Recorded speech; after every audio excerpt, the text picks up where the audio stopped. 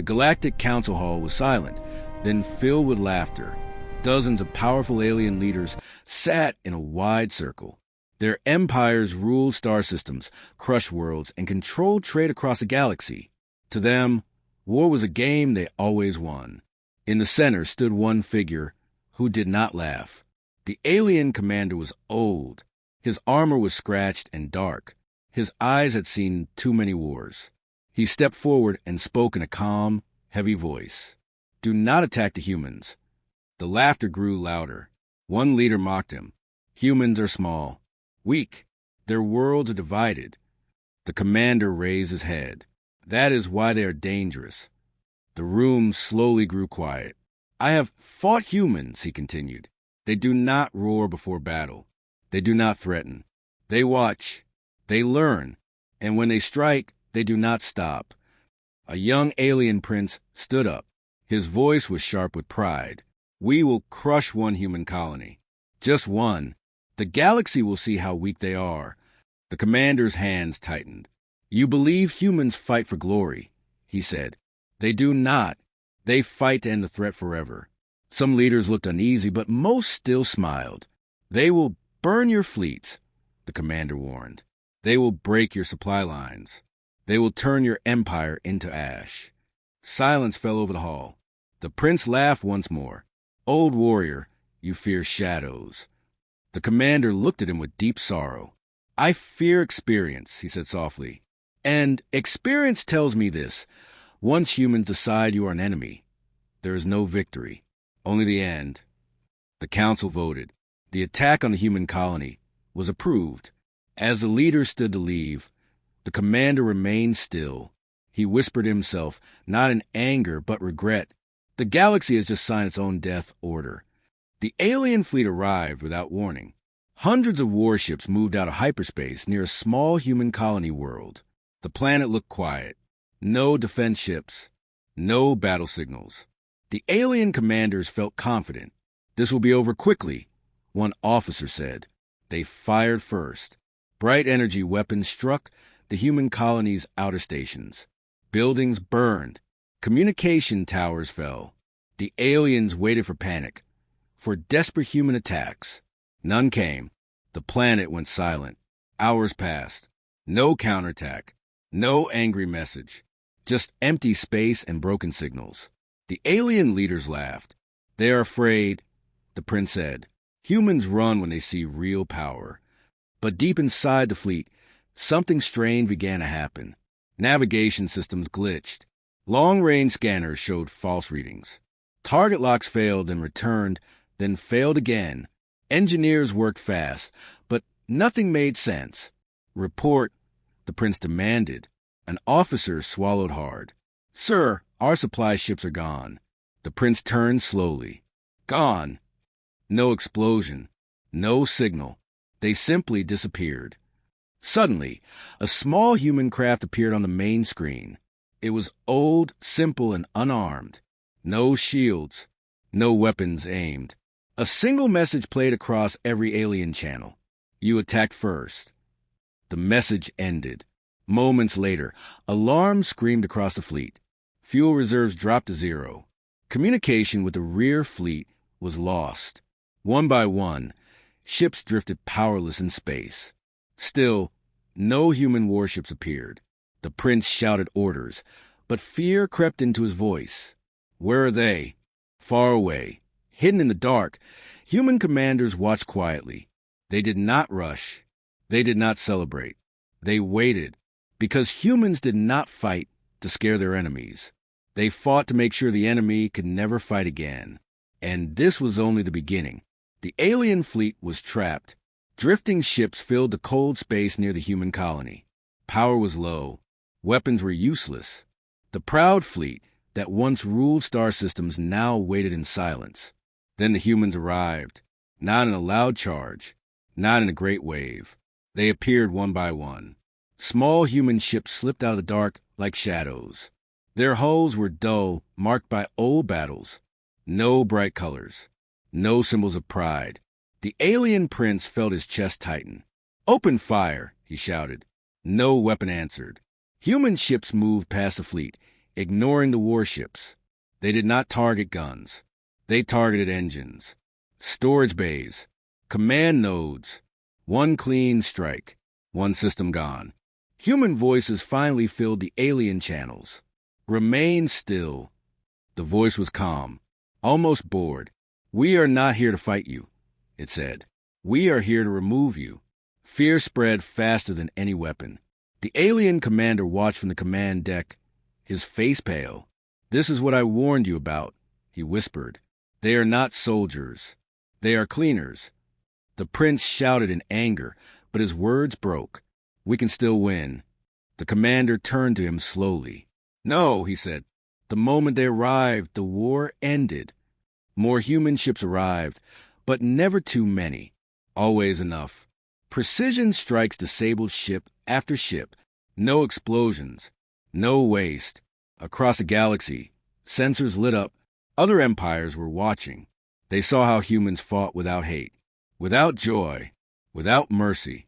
The human fleet sent one final message to the trapped armada. This conflict is over. Your empire just does not know it yet. The transmission ended. The alien prince fell silent. Far away, deep in human space, larger fleets began to move. The humans were no longer defending. They were advancing, and the galaxy was about to learn the real meaning of fear. No one on Earth saw it coming. The sky was clear. The day was normal, and people were busy with their lives. Then, without warning, every screen on the planet went black. Satellites stopped sending signals. Radios filled with loud static. Planes lost contact for a few seconds before emergency systems took over. Above Earth's atmosphere, something impossible appeared. Hundreds of massive ships slid out of space like shadows. They were dark, silent, and enormous. Each one was larger than any human battleship ever built. Blue and orange lights glowed across their metal bodies. They did not attack. They only waited. From cities to small villages, people looked up. Fear spread fast. Inside military command centers, alarms screamed. Generals and scientists stared at screens in shock. Earth's strongest weapons locked onto the ships, but nothing happened. The alien fleet did not react. It was as if they did not care. Then a single signal broke through. It played on every screen, in every language. A calm, cold voice spoke. People of Earth, you are weak. You are divided. You have no defense against us. This world now belongs to the Empire. Surrender and you may live. Silence followed.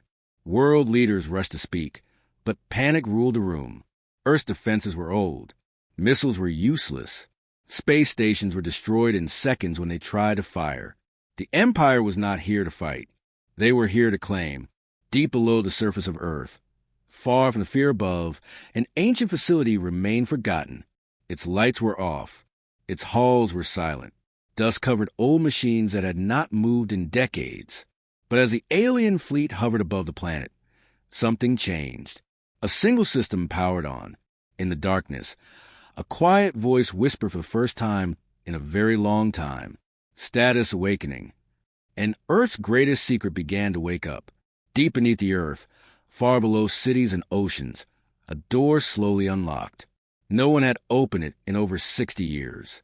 Emergency lights flickered on, casting long shadows across cold metal walls. Old machines began to hum, their sound weak at first, then stronger. Dust fell from the ceiling as power returned to systems long believed to be dead.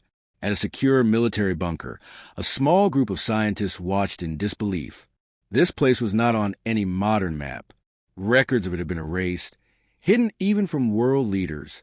The project name was missing. The creators were gone.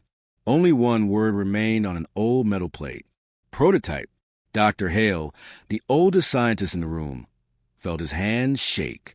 He had heard stories as a child, rumors of a weapon so powerful that it scared even its makers.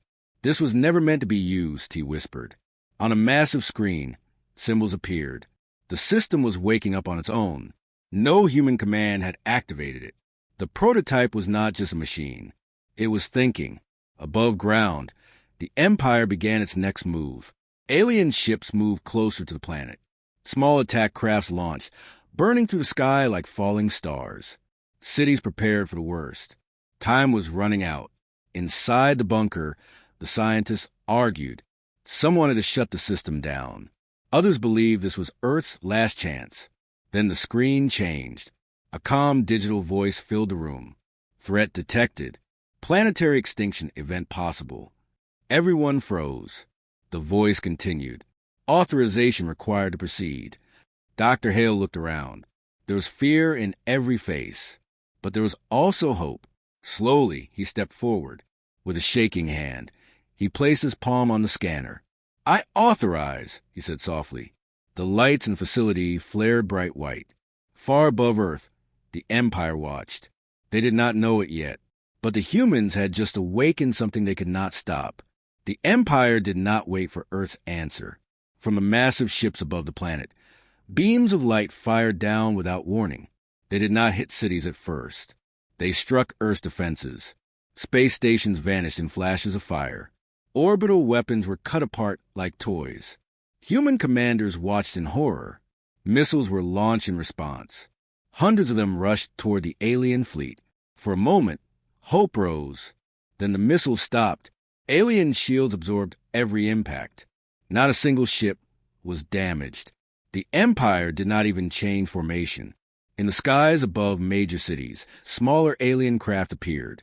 They moved fast, silent, and deadly. Buildings shook as warning sirens screamed. People ran for shelter, fear spreading like fire. Earth was losing. Deep underground, the prototype continued to awaken. Power levels climbed higher than any human system had ever reached. The facility shook as energy flowed through ancient conduits. Scientists struggled to keep up. "This is impossible," one of them said. "The output keeps rising." On the main screen, the prototype's core glowed brighter. Data streamed faster than human eyes could follow. The system was learning, studying the alien technology in real time. Then the voice spoke again. Enemy analysis complete. Dr. Hale swallowed hard. "Can you stop them?" he asked. There was a brief pause. "Yes." Above Earth, the Empire commander watched calmly. His fleet had faced many worlds. This one was no different. Humans were weak, loud, and slow. Then something changed. Sensors across the alien ships began to spike. Energy readings surged from the planet below. Not from weapons. Not from cities. From deep inside Earth itself. The commander frowned. "What is that?" he demanded. At that moment, a powerful signal burst from the planet. It cut through alien communication systems with ease. The prototype was online. In the underground facility, lights turned solid white. The air vibrated with power. The system spoke one final line before acting. Defense protocol activated, protecting humanity. And Earth prepared to strike back.